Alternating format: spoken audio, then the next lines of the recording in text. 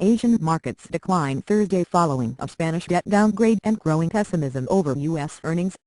European gloom dampened sentiment after Standard & Poor's Ratings Services lowered its rating on Spain to BBB- from BBB+ on Wednesday and maintained a negative outlook on the debt-troubled country.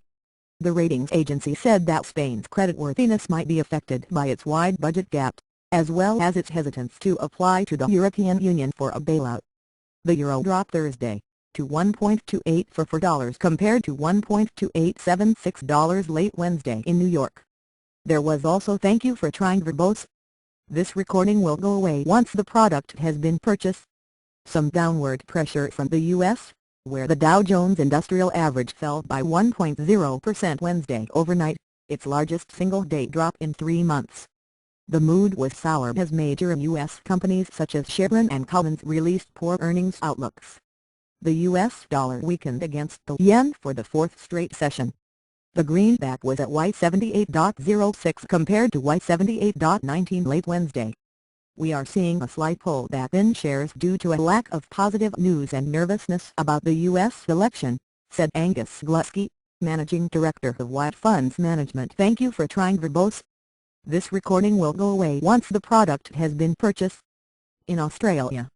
In Asia, the Bank of Korea met expectations by cutting its benchmark interest rate for the second time this year. The base rate was lowered by 25 basis points to 2.75%. The Korean central bank's move came after a similar move in Brazil, where the central bank cut its Selic base interest rate by 1/4 percentage point Wednesday overnight to 7.25%. Although South Korea's KOSPI composite briefly managed to move into positive territory just before Bank of Korea made its announcement, the index quickly slipped back. "Thank you for trying verbose. This recording will go away once the product has been purchased." And what last 0.3% lower. The dollar strengthened to 1,116.30 against the South Korean won compared to 1,114.60 late Wednesday in Seoul. Japan's Nikkei stock average was down 0.2% after August core machinery orders data fell by a worse-than-expected 3.3% on month. Australia's S&P/ASX 200 fell 0.2%, though the market pulled back from earlier losses after better-than-expected local employment data. There were broad declines in the resource sector, with several miners dropping sharply in response to negative news. Iluka Resources sank 8.1% in Sydney after the zircon producer said "Thank you for trying verbose. This recording will go away once the product has been purchased." That mineral sands revenue fell by 58% in the third quarter due to weakening demand. The company did say however that the market for zircon, which is mainly used in making ceramics, appears to have bottomed.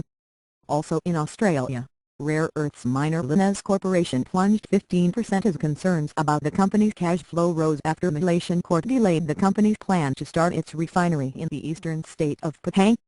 In Hong Kong, the Hang Seng Index was up 0.3%, while in mainland China, the Shanghai Composite Index was 0.3% down.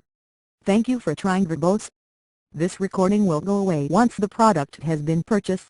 Insurer AIA Group was up 0.2% in Hong Kong after news that the company will buying Malaysian life insurance operations for €1.3 billion.